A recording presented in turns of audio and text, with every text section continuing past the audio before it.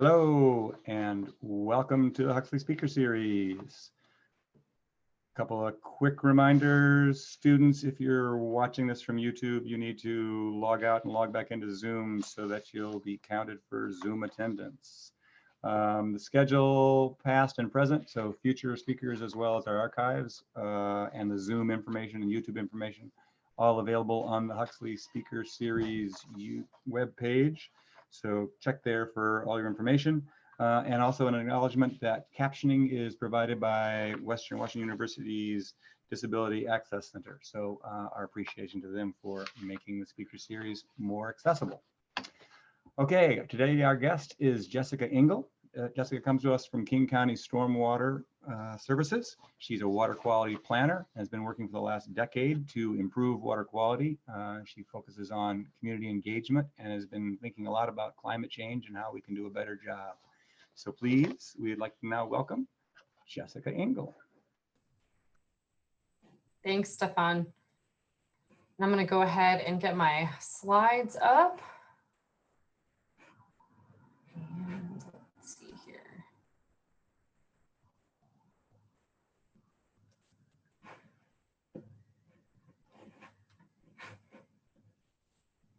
Oop.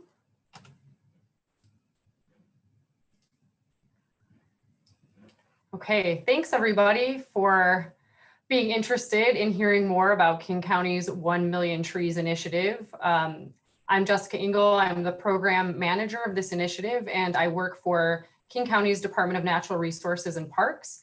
And more specifically, I am a water quality planner for our Stormwater Services section. So a little bit about my background. I'm actually a native to the south side of Chicago. And I think my parents may be listening in from Chicago, so shout out to them, as well as my mother-in-law. And I grew up in an area that was quite urban, but was lucky enough to be around a lot of forest preserve. And so trees have always been near and dear to my heart. And I moved around quite a bit for my college years. So I received my undergraduate degree in environmental sociology from Chicago area, and then a master's degree in environmental law. And I spent a lot of time in San Diego doing water quality management as well as sea level rise mapping. And then I moved here to the King County area, Seattle area, and I became a water quality regulator enforcing Clean Water Act laws and regulations, which was really fun and exciting work. And then when I came to King County, I really focused more on developing programs that change behaviors and engage people in better environmental outcomes. And it's been really fun. I spent about 1.5 years helping King County develop climate preparedness strategies, which got me involved in the 1 Million Trees initiative. And I've been working on a whole variety of green stormwater infrastructure programs and really exciting stuff engaging with our local communities. So I'm really excited to present to you about this initiative that I'm very proud of. And it's unfortunate I can't do it in person, can't see all of your lovely faces, but I really appreciate you taking the time to hear more about this project. So if you're wondering, why did we want to plant 1 million trees? Where did it come from? Well, back in November of 2015, King County adopted our Strategic Climate Action Plan, which is a 5-year blueprint on how we're taking action to reduce our greenhouse gas emissions, as well as prepare the region for climate change impacts. So we had 5 main goal areas for this plan, and under each of those goal areas, we have specific strategies and priority actions to help us meet climate change goals. And so goal area 5 is really focused on forests and agriculture, and one of those big priority actions is called Retree King County. And it involves 2 parts. One, plant 1 million trees by 2020 and develop a 30-year forest plan by 2020. So we see the 1 Million Trees initiative as being more of a down payment for this larger 30-year strategy, because we didn't want to wait 30 years to start taking immediate climate change actions. And so that part of the initiative involves King County as an agency planting half of those trees and partners in King County planting the other half. And then the 30-year forest plan is a much deeper dive with partners to develop a more detailed plan to maximize our canopy cover in both our urban and rural areas. So directly out of our strategic climate action plan, we were tasked with this. And in case there's folks on the call that are not familiar with King County, this is a map of our area and our service areas. So the pastel colors show a pretty vast swath of pieces of land that are our community service areas that are quite diverse, a lot of rural area, a lot of forested area, and then the brighter orange areas are more of our urban growth boundary areas where we have little pockets between cities that we also have jurisdiction over, as well as Vashon Maury Island. And so you can also see that we do have a lot of existing forest cover in King County, and we have a lot of different ownership over these forested areas. And King County as an agency, as well as our partners that do a lot of tree planting, there's a lot of tree planting that happens for a whole variety of reasons, whether that's salmon habitat restoration, for recreational opportunities, for timber industry. So we have a really great forestry story to tell here in King County already, even before the launch of this initiative. So we're tasked with planting 1 million trees in 5 years. How do we even start with that? Well, the big push right at the onset is to start gathering partners who are involved with tree planting to really get a sense of who's planting trees, how many, how do we take all of that data and information and put it into one place, because something like that has never really happened before. And so that initial outreach started right from the beginning, and a lot of input on how we actually start building a program to get to 1 million trees in 5 years. So this is just a subset of some of the first partners that we engaged with. Forterra and Mountains to Sound Greenway do a lot of large scale tree planting in King County. City of Seattle as well. They have a great urban tree planting initiative and volunteer program. And we engaged with Boeing and the Nature Conservancy early on because around the same time, both of these agencies were looking at providing more funding for planting opportunities in King County. So it made sense for us to engage with them. So to start, probably within the first year, we had a solid 20 partners or so that helped us kind of kick off the initiative and build up a program to kind of launch from.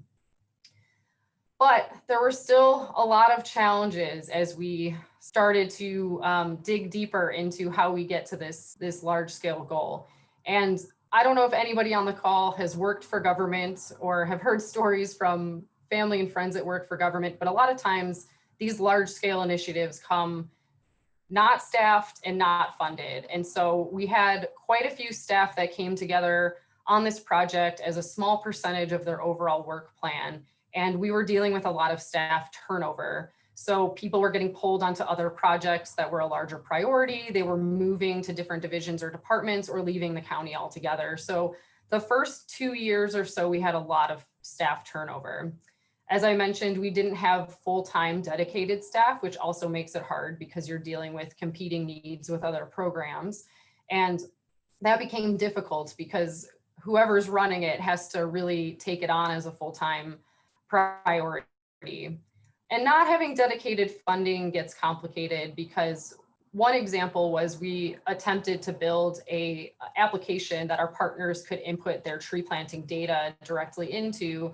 Obviously that costs money. Sometimes we needed to get help from outside sources. And when you don't have dedicated funding, it takes a decent amount of time to shift funding around to make that happen. So adds time to a ticking time clock. We also started out with a lot of internal debates on how we develop this program. The strategic climate action plan left the initiative pretty open-ended. So it was up to us to interpret how we plant 1 million trees and start thinking about a 30-year forest plan. So there was a lot of internal debate on, do we count only native trees? Who do we involve in this? Is it more of an initiative on just counting the trees? What does partnership mean? And ultimately on the front of native versus non-native, we, King County, held ourselves to the standard of only native trees, but we didn't hold our partners to that. We have a lot of urban partners that do street tree planting, and native species don't make sense for that. We also had a big barrier as far as how we track tree planting. So even internal to King County, different divisions we're not tracking the same way. We have some people that have really fancy GIS-based tracking databases. We have some people that just keep old invoices, spreadsheets. So how do we bring that into one place? And then how do we add additional partners to that who many times don't have a full-time forestry staff person to help with this. So tracking that information down can get tricky. So all of this was going on probably the first 2 years or so, and that's all while our 5-year clock is ticking down. And that's when I came in as project manager. So about 2.5 years in, lots of challenges getting this up and running. And we were sitting at about 450,000 trees. So we're at the halfway point. We're not halfway there. And I was probably the only staff person that was consistently on the project throughout in a variety of capacities. So when my department director came to me and said, okay, Jessica, this is now yours because the previous project manager had just recently retired, it definitely made me nervous, but you don't typically say no to your department director. Christy True is my department director. So I said, okay, I'll take it on. I was not confident that we were going to get there, but having been part of the initiative from the beginning, I had seen a lot of the challenges and I was not in a position to really address those challenges up until this point. So it was also a pretty exciting opportunity to really see those barriers and try to do something about them. And I also want to mention, I was also not put into this role as a full-time staffer. It was only about 20% of my work plan, which can be challenging. So I really wanted to start by addressing some of those barriers. First and foremost, I saw a big issue with the fact that we only had 20 partners to start with. In King County, we have about 39 cities and towns. And so I really wanted to start by just picking up the phone and cold calling all 39 of those cities and towns that had not previously been engaged with on this initiative. And some, it was the first time that they were hearing about it, which is not great. We're halfway through an initiative and we have cities and towns that are just hearing about it. So that was a lot of work. We also have 3 very active tribes in the forestry world. So the Snoqualmie, Tulalip, and Muckleshoot, got them engaged, which was really exciting. We also had the University of Washington, Friends of groups, and lots of nonprofits who I either knew were planting trees or assumed they might be planting trees or know of others who are planting trees. And to me, it was really important that if you were a partner, it didn't matter to me if you planted 1 tree a year or 30,000 trees a year, because really what we're trying to do is tell that story of just how many trees are being planted and for what reasons. And so partnership to me meant it didn't matter how many, you were really an important part of this initiative. Then we had the issue of tree tracking. As I mentioned, we developed an application to try to make it really easy for our partners. We got a lot of input from the initial 20 partners about creating that app. And when we did, we realized that the rest of the partners didn't see that as quite as big a value. And so we went from 20 partners to over 100, which was really significant. So we had about 100 partners that were all tracking trees very differently. So I realized it was just to the point that people needed to start sending me whatever information they had, whether that was invoices, spreadsheets, if they wanted to enter it into an application, however they wanted to get it to us, which made their lives easy and didn't add additional work, was really important because we didn't want to create more barriers for people to participate. And I think it's funny because when I tell folks that I'm running this Million Trees initiative, they get this image of me out in the woods planting trees or counting trees. And really it was a lot of looking at spreadsheets and invoices and very detailed data and adding all of that information into one place. So it was pretty tedious, but important nonetheless. One of the biggest barriers that I heard from our partners is that there just isn't enough money to increase the number of trees that people are able to plant. And so money was a big barrier for folks. Like I said, we have a lot of cities that don't have forestry staff, that don't have a forestry program. We have a lot of nonprofits that are always applying for grants to try to do more in the way of increased canopy. And so how we can address this, and I'll talk about this in my next slide. And I was just really consistent and borderline obnoxious with my communication. If somebody said, yes, I'll get back to you about trees we planted last year, I followed up almost to the point of driving them crazy. But I thought it was really important that I build these relationships with the city, tribal, and nonprofit entities that were involved in this, just to show that it is really important. We want their participation and the constant and consistent communication about what a partnership means to them and what can we do to help facilitate a lot of this work. So that was important to me. So on the barrier of money, as I said, it's really hard for a lot of agencies to find the money to do this work. And so here we are with this initiative. We don't have a lot of funding for it. We kind of banged our heads against the wall about how do we help find funding for other agencies participating. And luckily, my division director said, you know, we have this restoration fund that's kind of been sitting underutilized. Maybe we should look into it. And it's a restoration fund that was meant to be a principal that kind of stayed put, and every year the interest gained on that principal was supposed to be used for small scale restoration. But the principal was just not enough for people to really take advantage of the opportunity. And so it just sat from the early 90s collecting interest. And a couple of years ago, we realized it's just being underutilized. So we had $700,000 sitting, not being used. So we decided, let's get council approval to reallocate those funds and turn it into a grant for our grant, our 1 Million Trees partners. And we got the approval. We developed a really quick application process, a review team, and we were able to allocate the funds out. And we anticipated that we would get maybe 2 waves of applicants. So we planned for an initial wave in 2019. And if we didn't spend down all the funds, we would have another round in 2020 to finish out the full fund. And luckily, we got so many applications, we couldn't fund all the projects, and every single dollar was spoken for within the first 2 weeks of receiving applications, which is great. So a lot of those grant projects are still taking place even till the end of this year. And what was nice was it gave us some flexibility to also ask our partners to do more than just putting a lot of trees in the ground, which obviously was the focus of the grant, but also take into consideration environmental justice and equity, so that projects that did have great equity considerations for that work were scored a lot higher. And I'll talk a little bit more about that as well. And another big component to the success of this program is that we really increased our volunteer opportunities. So King County volunteer coordinators did an amazing job of increasing the amount of volunteer opportunities available to the public to really get members of the public engaged and find ways for the public to feel connected to this work and feel like they're contributing to it. We also had a lot of our city and tribal partners increase planting events as well.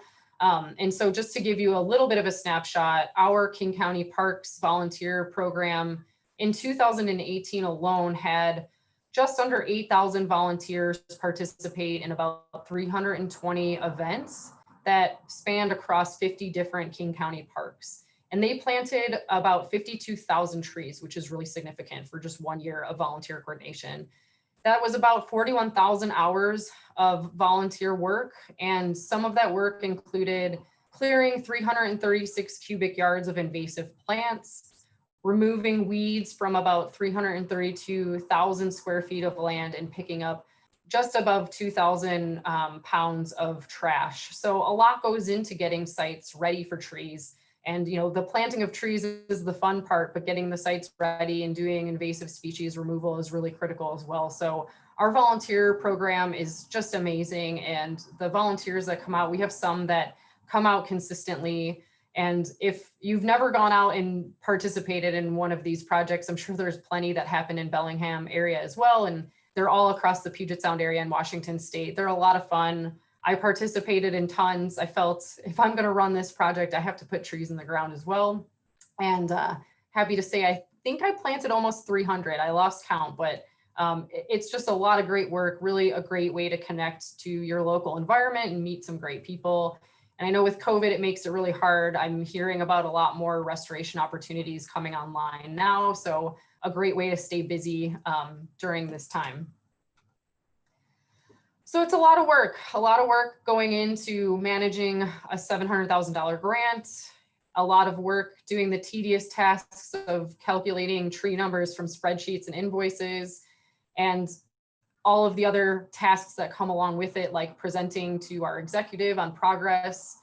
And again, I'm a project manager, so I'm probably the lowest person on the totem pole involved in this initiative, trying to tell department heads and division leads what we need to do to make this happen. So there were many times throughout the process that I felt like this gentleman pushing a large boulder up a mountain, but it was so inspiring to work with people who were just very motivated around this work. I mean, the Puget Sound area in King County is full of people who are very environmentally focused. And I think it just goes to show that there's a lot going on in this area that can inspire you that this work is actually possible, even though you have a big number, like 1 million trees, and you have a short time to do it. I started to become much more hopeful as we saw the tree numbers come up, the more partners that started to get engaged, the more volunteer opportunities that started to happen. I finally got to a point where I said, we are absolutely going to make this happen, which is really exciting. And we did make it happen. In fall of 2019, we hit and surpassed our goal, which was very exciting. So we hit our goal 11 months ahead of schedule, which, you know, if you had asked me 2 years prior when I thought this was impossible, I would have never thought that we would get to this point. And in January and February, I'm still always collecting the tree planting data from the year previous. So I was still getting tree information in January and February. I was already thinking about how we were going to have this massive celebration, particularly with our partners, to thank them for all the hard work that they did and for our volunteers. I was thinking, you know, banquet, open bar, everything you could imagine, because this was such a huge thing. And as we're well aware, COVID hit, and that definitely stopped us from being able to make the announcement and celebrating. We felt that it would be a little bit, you know, raw and just tone deaf if we started to celebrate this initiative while people are dying from COVID and losing their jobs and their businesses are in flux. And so we held off, and we just said, okay, you know we met the goal. We had some internal celebrations, but we kind of just planned additionally for how we could celebrate in the future. And like many people out there in the world, we thought by summer COVID would have ended and we'd all be able to get back together to celebrate in a more meaningful way. And obviously that did not happen. But we finally figured that it was time for people to get some exciting news, since we're going to be in this for the long haul or for the foreseeable future. And so we were able to have a socially distanced celebration in July. We had our executive, Dow Constantine, with a small group of some of our partner organizations. They met in White Center Heights Park, which is the park that our very first tree for part of this initiative was planted. And so Dow was able to announce that we had reached and exceeded our goal, which was very exciting. And it was marketed and broadcasted pretty widely here in King County.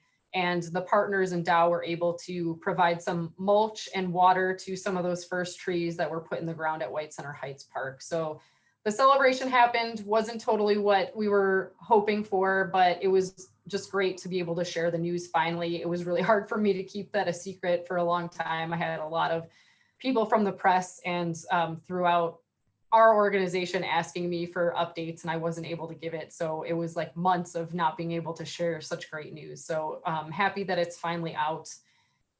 And what next? What's next? That's probably the question that I get most often now that we have reached our goal.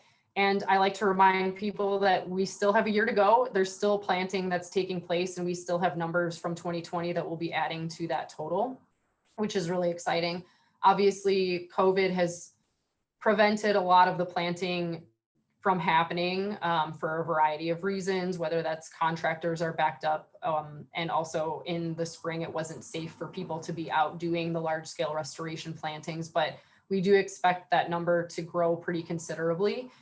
And as you'd imagine, we're still working on the 30-year forest plan. So if you remember, that's the second half of this initiative. So the 30-year forest plan development happened in parallel with the Million Trees Initiative. And so my colleague, Kathleen Farley-Wolf, is running that initiative, and I've been helping her with that because we have the same partners from Million Trees helping us with the 30-year forest plan.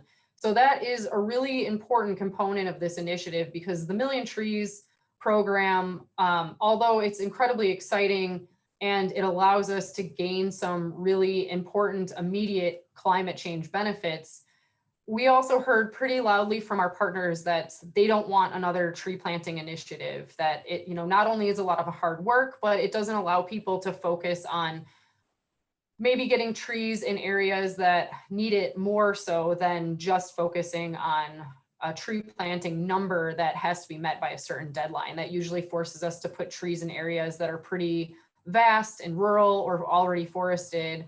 And instead we could be focusing on places in urban, unincorporated King County that might take a lot more community engagement to effectively put those trees, and for different reasons. And so the 30-year forest plan really allowed us to take a step back and address some of the barriers and concerns that we were hearing from partners that we couldn't address in the Million Trees Initiative. And so that is the big next step, because the next 30 years are really going to be focused on what we heard from that plan. And so just as a reminder of what the 30-year forest plan is, it's a developed strategy that's a shared vision and outline for the next 30 years between both King County and partners, and to focus on rural and urban forest cover and forest health. And so it's countywide priorities to help guide the work of King County as well as our partners, but the specific actions are for King County only. We didn't really want to put pressure on our partners to have to meet those goals. But what I really love about this plan is that it was very grassroots and ground up. We went out to our partners, we went out to the public, and we said, what are your priorities for the next 30 years around forest cover, forest health, forest fire, climate change impacts? And so out of that, we developed our 7 priorities for the plan. So climate being one that's very important to a lot of folks, forest health, urban forest canopy, which King County doesn't have a lot of urban areas, but the urban areas that we have are very low in canopy. But the assumption of going in and just planting trees is a tricky one as well, because we also hear from our communities that trees can create some sightline issues and safety issues where it can increase homeless encampments or drug use opportunities. And so we really want to be intentional about where we put trees and for what reasons in our urban areas. Human health is a huge consideration. We have a lot of urban heat islands, especially in our more urban parts of unincorporated. Salmon habitat is obviously very big. Salmon species are very important for the overall ecosystem here.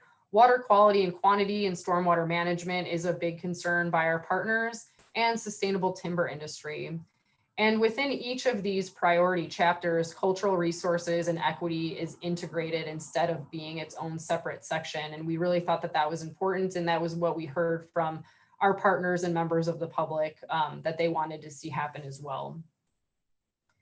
In addition to the 30-year forest plan, we have an updated strategic climate action plan that looks at the next 5 years, so through 2025.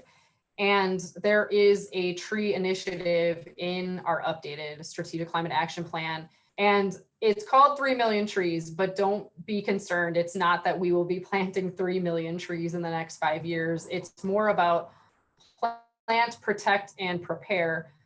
So we are looking at keeping our planting pace pretty high just for King County, not for our partners, and planting an additional 500,000 trees.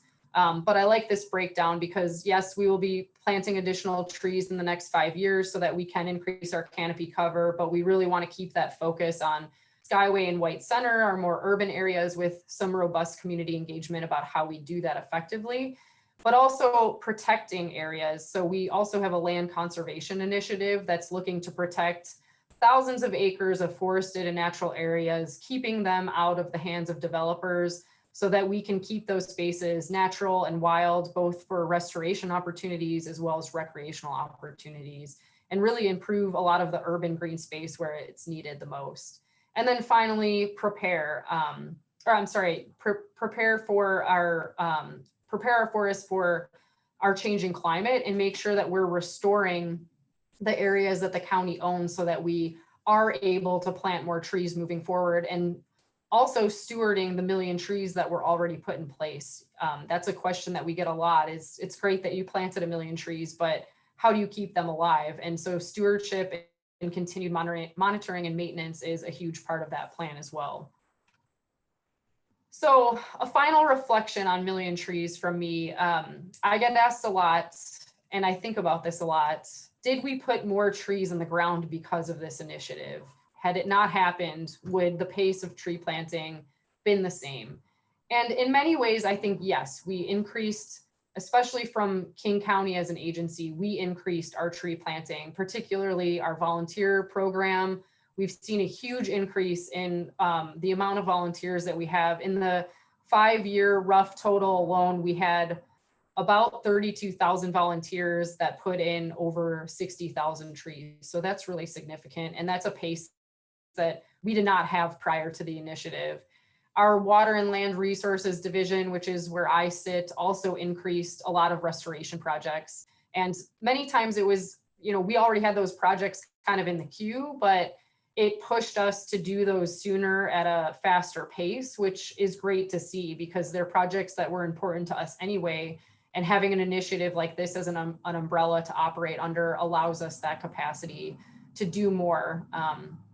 But I also think it's a really great reflection on the fact that there were a lot of cities and partners and nonprofits and tribes that just were not able to increase the number of trees just because we had this initiative. And we still exceeded our goal 11 months early. So that just goes to show you that the tree planting pace in King County was already very high, and already high for a variety of reasons. And there are a lot of people here that care a whole heck of a lot about our natural environment and open spaces and opportunities to get people out there and participating in these programs. So yes, we increased the tree plantings that otherwise may not have happened, but I also think had we not launched an initiative out of King County, we probably would have seen still a very, very high number of trees being planted. And I think that's just really exciting from my perspective that we were able to really pull all of those data points together in one place and be able to tell that story. And that's important because trees help us with so many things: our mental health, reduction in crime, stormwater management. They provide ecosystems for all of us, people, wildlife, and we really want to make sure that the residents and the wildlife of King County have access to all of these benefits for future generations. And so thank you so much for listening. I really appreciate being a part of this speaker series. You all have some really amazing speakers. So I feel very honored to be a part of it and to be able to share my story of how I reached 1 million trees in 5 years or less. And here is my contact information in case anybody would like to contact me in the future. Thank you, Jessica. That is great, inspirational. And one of our first comments comes from Whatcom County Executive Satpal Sidhu, commenting that we in Whatcom County have a similar project that's just getting going, or it was before COVID, and they're still going to be working on it, trying to get 1 million trees planted in Whatcom County. So the second question, and maybe it's answered by the first comment, was from a student looking for advice of ways to get involved. And so maybe the answer to that is Whatcom County, but also are there still opportunities for students and volunteers in King County ongoing projects? Yes, well, first, I'm really excited to hear that Whatcom County is doing something similar.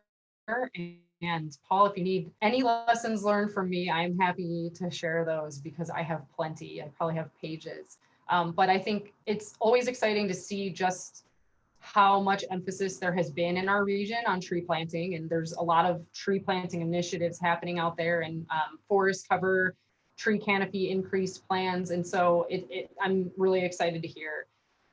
So again, yeah, let me know if I can be of any assistance. And from a student perspective, I think there's so many ways to get involved. And with King County, definitely, we're always still looking for volunteers. As I mentioned, the actual volunteering of putting trees in the ground is what everybody's after, but we see a huge lull in when we get volunteers out to help us with garbage pickup, invasive species removal, and those are really the most critical volunteer opportunities that that really help us set the pace for what our tree planting will look like for our volunteer coordinators in the future. So if we don't get a lot of volunteers to come out and help with that initial, let's get the land ready, we can't do a lot of the volunteer opportunities of putting the trees in the ground later on in the year. So we always love if people want to come rip out blackberries. It helps get a lot of aggression out. I'm sure as students, all the studying time and stress, pulling some blackberries would help. But I think, you know, beyond just the volunteer opportunities, reaching out to your local jurisdiction to find out what are they doing. If there aren't those tree planting initiatives or forestry related projects that you know about, they call people up and push on them about what you think is important and why, and have a voice in that process. Because I think I would have loved to have had a lot more public input on how we developed the Million Trees initiative. It was definitely more of a let's get trees in the ground so we're not waiting 30 years. And the 30-year forest plan, we did a lot of public outreach. And so we heard so much from members of the public about what's important to them. And again, you know, your public officials are there to serve your needs and hear your voices. So as students, you have a lot of input on that. But yeah, getting out and volunteering, it leads to so many more connections. You get really involved in what your local jurisdictions are doing, you meet other people, and you are playing a really massive role. We could not have done this without our volunteers and the volunteer coordination of all of these trees and the land getting ready for these trees. Yeah, great. Another question coming in about how you manage the various different planting site needs, and a related equity question in terms of choosing sites for planting trees. Okay, that's a great question. So the planting site needs, I'm definitely not the expert in that. We have planting coordinators from our parks department that look at that, and they look at it for a whole variety of reasons. So many times there's a coordination between if our parks department is looking to improve a park because of recreational opportunities or there's some restoration issues needing to be addressed. Those are typically the reasons why our parks department is doing planting on those sites. Our water and land division, they're usually more geared towards salmon habitat restoration. And so our water and land division will actually purchase properties. Many times they're developed properties, and they tear down the development and restore the site. So a lot of times that's around blackberry removal of any hardscapes and buildings, and then the planting will happen after that. So that's a lot of site prep. But basically our water and land division experts, we have basin stewards in our water and land division, and they work with property owners to try to buy them out if we have a need, whether that's like a flooding restoration project or a salmon habitat restoration project.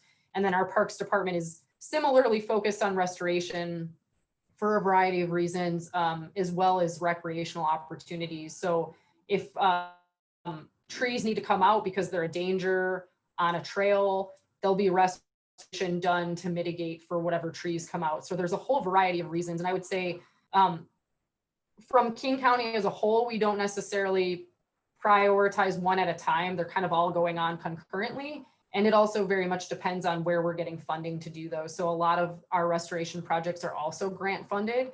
And so it depends also on the timeline of what those grants look like and how we have to roll the actual grant project out as well. And around equity, that's a great question. Obviously, as I mentioned, King County has a lot of land in the rural unincorporated areas. And so it was much easier for us to be able to say, okay, we're going to go put in tons of these trees on our parks land and our more rural lands. Much harder for us to look at our urban areas because, as I mentioned, we have White Center and Skyway are two of our more urban areas. And when we went out and talked with our urban communities, and said, we want to do more tree planting, we want to increase canopy, we want to add some street trees, it's not necessarily a clear-cut answer of yes, we want to see this happen. Because as I mentioned, there can be some concern around sightline issues and safety.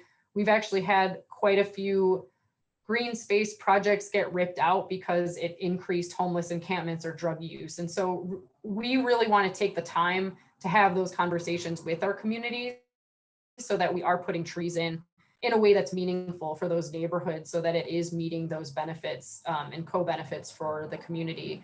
And so we really see the 30-year forest plan as providing us with that opportunity. And we've done a lot of outreach, particularly in White Center, about how we can increase tree canopy in a way that people can rally behind and we can get some buy-in for. I think Million Trees was tough because it made it really hard for us to address equity. And that's one of the reasons why the flavor for doing another big tree initiative is kind of low, because when you have a short time frame and you've got to get trees in the ground, you tend to really focus on areas that are easy. And urban areas are not easy, but those tend to be the areas that need it most, that suffer from urban heat island and air quality concerns and stormwater management and flooding. And trees have the ability to address all of those things.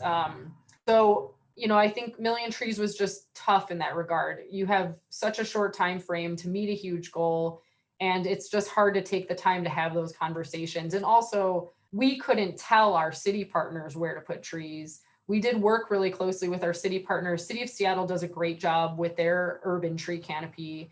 And so we're actually having a lot of conversations about how we can do a better job with hiring of an urban forester or contract with the City of Seattle to help us with some of our urban tree canopy concerns. So I think it was really helpful, Million Trees, to kind of get the conversation started with a lot of our urban city partners and how we can continue to help each other on these urban complex issues moving forward.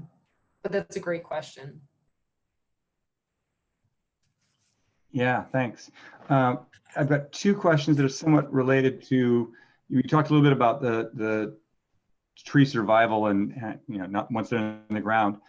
So one is how do you track what's the process of actually tracking the survival rates? But there's a related of who's responsible for the maintenance. And again, as you've been saying, some of the trees are on parks versus in urban areas, and so there's a lot of different players involved in terms of maintaining that green infrastructure. Right. So survival is a big deal for King County. When we put trees in the ground, we expect a high survival rate. So we did take into consideration about a 20% loss with the trees that we planted, but we do monitoring and maintenance on all of our sites where restoration plantings happen. So both, as I've mentioned, our parks and our water and land division, they do the bulk of all of our tree planting and restoration projects. We have dedicated staff that go out and maintain, monitor, and track the success rate. So we don't have one place where we're tracking that as King County as a whole, but Parks tracks the survival rate and Water and Land tracks the survival rate for all of their restoration projects. So we do spend a lot of money on the maintenance, the mulching, the watering, going in and replanting if the survival rate is low for any particular reason. And so we are really focused on making sure that those trees survive. Now, again, with city and nonprofit partners, because of this initiative, us not having the authority to tell people how to do it, we definitely put a focus on that, because when we talk to partners, we had a lot of meetings as part of our partnership, kind of a regular updating each other on what's going on and how do we address barriers and how do we move this work forward. And we definitely stress that trees in the ground, yes, is important, but survival is the most important. We don't want people just plopping trees any old which way and counting it and walking away and then that's it. And I would say we didn't really struggle with anybody who disagreed that survival was kind of more of the key of this overall initiative than it was just getting the trees in the ground. Obviously, in our urban cities, that's a lot harder. We see survival rate of street trees is a little bit lower than in our rural areas. Obviously, there's a lot more stress on trees. But I would say the City of Seattle does a great job. There are a lot of urban foresters within the cities in King County, And so there was a lot of sharing of information among those people in a lot of our partnership meetings, which was great. So I think in the sense of partnership development, it was a lot of information sharing, which was helpful. And we see that now spilling over into our 30-year forest plan. And I think I failed to mention our 30-year forest plan is wrapping up. So we will have a final draft before the end of 2020. And I'm really excited about that coming out. But yeah, that's a hard question as far as how we make sure that our urban canopy stays intact. And that's something that we really are focusing a lot of our energy on in the 30-year forest plan. We might actually be looking to hire an urban forester in King County, which we've never had before, as well as just that sharing of urban information and resources with some of our city partners like Seattle and Burien. And tying into that a little bit, there was a question about planting trees on private property. And I think they're looking at specifically, like the individual homeowner, beyond the street tree per se. Are there efforts, connections there? Yes, so we did accept information from private property owners who are planting on their homes and businesses within King County. We didn't have a ton of people interested in getting involved in providing us that information. We had, I would say like less than 1% of the information that we received was from private or members of the public.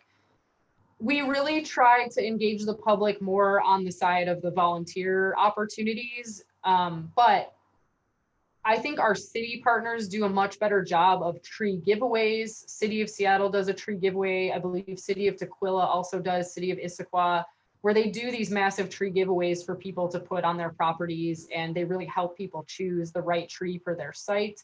And they follow up on maintenance, they follow up on tree survival, and they actually track that. City of Seattle does a great job of tracking that. We at King County, we don't do quite as well at that. I think that's something that we really want to move forward, especially with the 30-year forest plan rolling out soon with implementation of that. We've worked with some really amazing contractors, Dirt Corps being one of them, and they do great tree giveaways in the city of Seattle where they actually pull a truck up to people's homes and let them pick out the tree and they help them plant it right there. And they track it for city of Seattle. So those are amazing opportunities that kind of span across our cities. And I think those are exciting opportunities for members of the public to participate. I think in the unincorporated areas, the vast majority, as I said, are rural, and a lot of properties are pretty forested in some regard. And so we saw less interest from more of our rural unincorporated property owners just because they're like, I have tons of trees on my property already. I think we see a lot more interest in the urban area. And so I'm excited to see where we can take that. I think we also are looking at more ways to increase green job opportunity around those types of programs.